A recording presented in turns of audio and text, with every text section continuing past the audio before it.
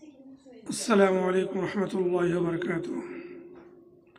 الحمد لله رب العالمين، والصلاة والسلام على سيد المرسلين وعلى آله وأصحابه أجمعين.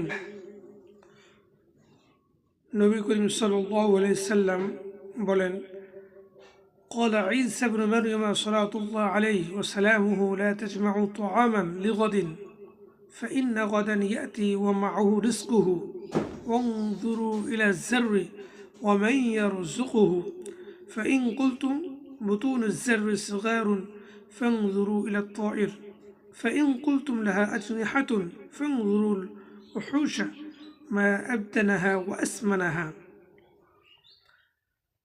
প্রিয় নবীজি সাল্লাল্লাহু আলাইহি সাল্লাম বলেন যে হযরত ঈসা আলাইহিস সালাম বলতেন তার উম্মতকে যে তোমরা ঘরে আগামীকালের জন্য খাবার জমা করিও না, কারণ আগামীকাল যখন আসবে তখন তোমার